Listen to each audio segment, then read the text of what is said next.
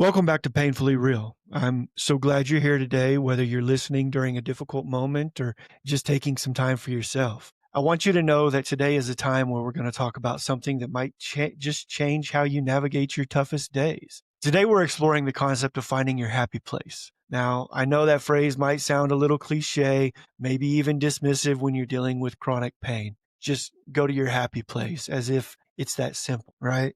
But stick with me because what we're really talking about is creating a powerful mental tool that you can access anywhere, anytime that genuinely helps reduce your perceived pain, calm your nervous system, and give you back a sense of control. A happy place isn't about pretending everything is fine. It's not toxic positivity or denial. It's about creating a sanctuary in your mind, a place where even for just a few moments, you can find relief, reset your nervous system, and remind yourself that you're more than your pain.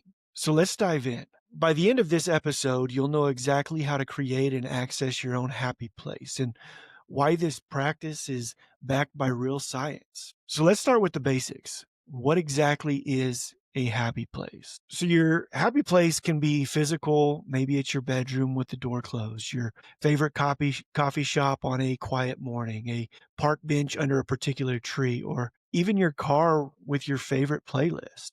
It's a real location where you feel safe and calm. But here's where it gets interesting. Your happy place can also be completely imaginary. It can exist entirely in your mind through visualization. And the beautiful thing, your brain doesn't always know the difference between a vividly imagined experience and a real one.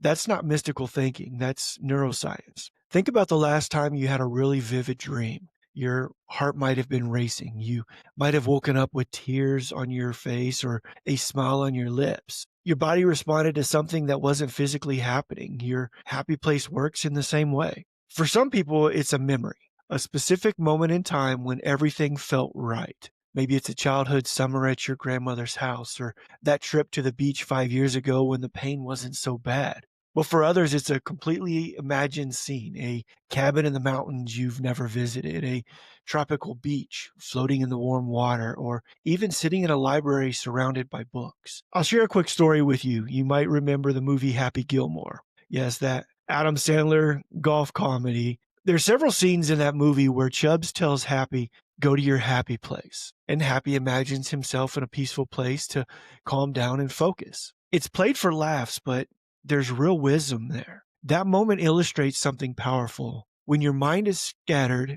stressed, or overwhelmed, having a mental sanctuary you can retreat to, even briefly, can completely shift your state. Your happy place is deeply personal. There's no right or wrong. It just needs to be yours, a space that brings you genuine peace, safety, and calm. Now, I'm not asking you to take this on faith. Could we talk about why this works? When you're living with chronic pain, your nervous system is often stuck in overdrive. Your brain's alarm system, designed to protect you from danger, keeps firing, even when there's no immediate threat. This creates a feedback loop. Pain triggers stress, amplifies pain, which triggers more stress, and it's exhausting. Here's where your happy place comes in. When you deliberately shift your attention to a calming mental image or physical space, several things happen in your body. First thing, it activates your parasympathetic nervous system. That's your rest and digest mode. Your heart rate slows, your breathing deepens, and your muscle begins to release tension. You see, this is the opposite of the fight or flight response. Second thing that happens is your visualization engages multiple areas of your brain. So when you imagine your happy place in vivid detail, the colors, sounds, smells, textures, you're literally lighting up the same neural pathways that would activate if you were really there. And this isn't just pretend. Brain imaging studies show that imagining an experience activates similar brain regions as actually experiencing it. That's kind of cool, isn't it? Now, your third thing, it reduces perceived pain. And studies on guided imagery and meditation show that these practices can actually change how intensely we experience pain. They don't make the pain disappear, but they can turn down the volume. Even a reduction of 10 to 20% can be the difference between a day where you can function and a day where you can't. Your fourth thing, it breaks the rumination cycle. So pain has a way of consuming our thoughts. We think about what we can't do, what we've lost, how unfair this all is. Those thoughts are valid, but when they loop endlessly, they make everything worse. Your happy place gives your mind something positive to focus on, interrupting that destructive pattern. And here's something significant. Even brief daily visits to your happy place make a difference. You don't need an hour-long meditation session. Even 3 to 5 minutes can shift your nervous system, improve your mood, and give you back a sense of agency. Now, think of it like this. Your pain might be controlling your body right now, but your mind still has power. Your happy place is you taking back some of that power, reminding yourself that even in the midst of chronic pain, peace is still possible. All right. So, how do you find your happy place? Let me walk you through this. Start by asking yourself, when or where do I feel most calm and safe? Now, close your eyes for a moment if you can. Think back through your life. Is there a time you remember feeling completely at ease? Maybe it was sitting on your grandparents' porch on summer evenings, walking through a forest on a cool morning, lying on a beach listening to waves, curled up reading in your favorite chair, in your childhood bedroom with sunlight streaming through the window. These memories are gold. Even if that time in your life is long gone, the feeling is still accessible. Your brain remembers. If nothing comes to mind, that's okay too. You can create a happy place from imagination. Think about what makes you feel peaceful. Do you love water? Imagine a quiet lake, a gentle stream, or floating in a warm ocean. Do you love solitude? You know, picture a cozy cabin in the woods with the fireplace crackling. Do you crave comfort?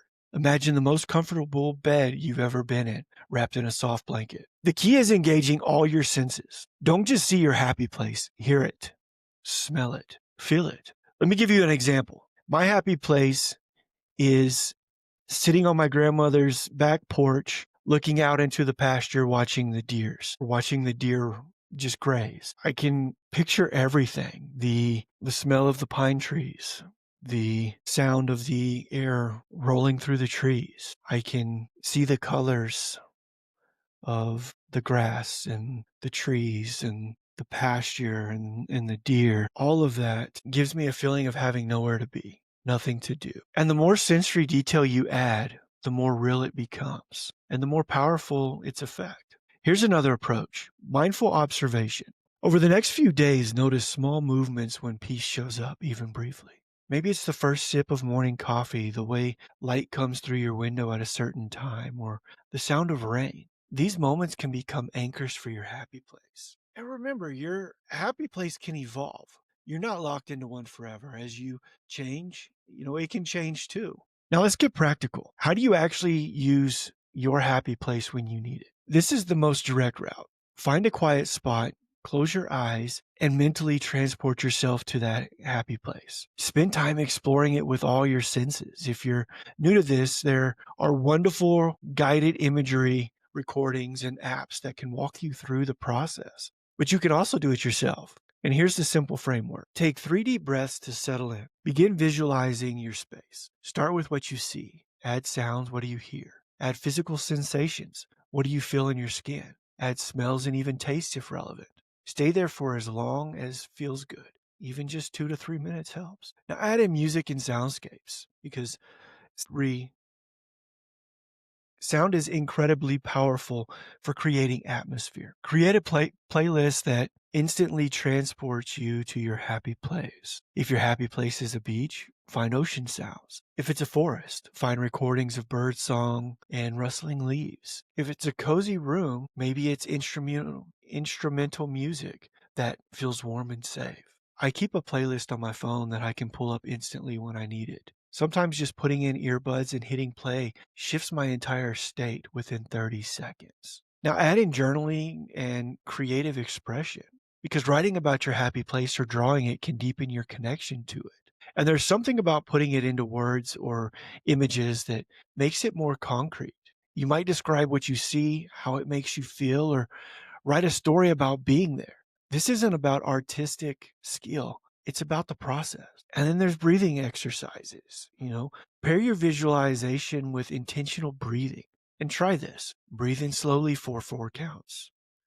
Hold for 4 counts. Breathe out slowly for 6 counts. And repeat this about 5 to 10 times while imagining your happy place. The longer exhale activates your relaxation response. Combine that with visualization, and it's incredibly effective. Progressive muscle relaxation. Now, this technique involves tensing and then relaxing different muscle groups while imagining your happy place. And start with your toes, work your way up to your head. As you release tension in each area, imagine sinking deeper into your peaceful space. This is especially helpful if pain has your muscles all locked up. I know mine do. And then you have your physical objects as anchors. Consider creating a small happy place kit.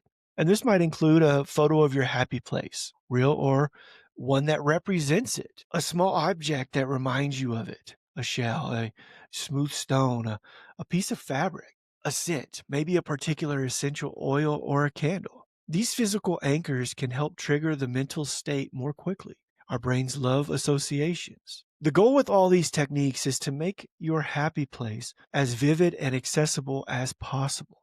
The more you practice, the easier it becomes to get there, and the more powerful its effect is. Here's the thing, your happy place is most useful when you can access it quickly, especially during difficult moments. So let's talk about making it portable. Create mental cues. Pair your happy place with a physical cue, something you can do anywhere. This might be placing your hand over your heart, a specific breathing pattern, a word or phrase you say silently, peace, calm, beach, touching a specific piece of jewelry or object you carry. Practice assessing your happy place while using this cue.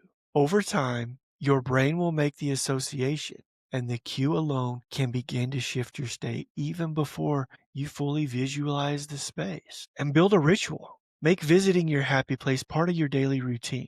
Maybe it's first thing in the morning before getting out of bed, during your lunch break, before sleep each night.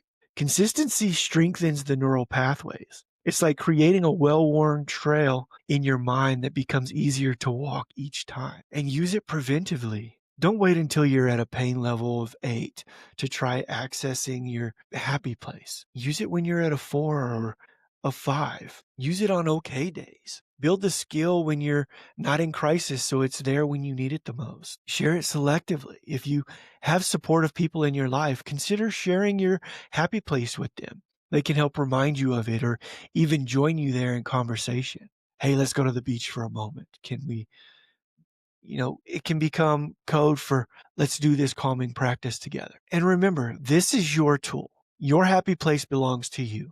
You don't need anyone's permission to go there. You don't need to explain it or justify it. It's a resource you carry with you always, tucked safely in your mind, ready whenever you need it. And let me be real with you for a moment. If you try this once and it doesn't immediately solve everything, that's normal. This is a skill. And like any skill, it requires practice. The first few times you try to access your happy place, your mind might wander. You might find it hard to focus. Pain might interrupt. Self-doubt might creep in. This is silly. This won't work for me. I'm not doing it right. And those thoughts are normal. Acknowledge them and gently return to your practice. Think of it like learning to play an instrument. The first time you sit down at a piano, you're not going to play a concerto. But if you practice a little bit each day, eventually your fingers know where to go without you having to think about it. And your happy place works the same way.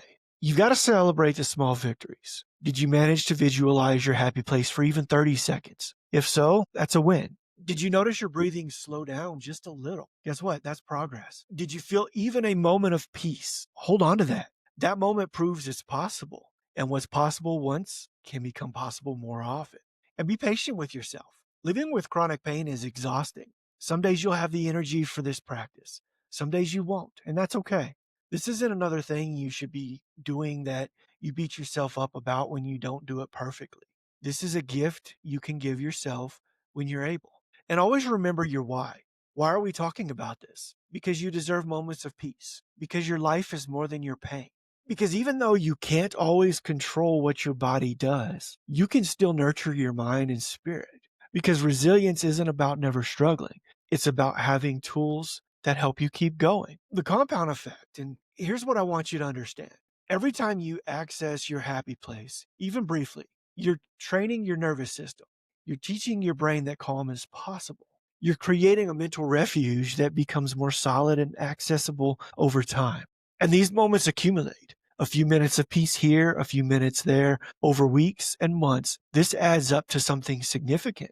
It builds emotional resilience. It gives you a sense of control. It reminds you that you're not helpless. And on your worst days, when pain feels overwhelming and you wonder how you're going to make it through, having this tool, this place you can go to, might be the thing that helps you hold on. Now, as we wrap up today, I want to leave you with this. Your mind is powerful. It's easy to forget when pain is screaming for attention, but it's true. Your mind has the capacity to shift your experience, to create moments of calm in the storm, to find beauty and peace, even when your body is struggling. Your happy place isn't a cure. I'm not going to pretend it is, but it is a tool, a real scientifically backed tool that can genuinely help you cope with chronic pain. So here's your challenge. Sometime today, give yourself 5 minutes, just 5 minutes to identify or visit your happy place. And notice what happens. Notice how you feel before, during, and after. You might just be surprised. And remember, peace isn't about the absence of pain.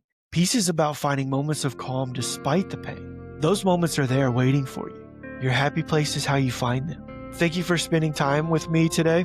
I believe in you. I believe in your strength, your resilience, and your ability to create peace, even in difficult circumstances. And until next time, take care of yourself because you deserve it.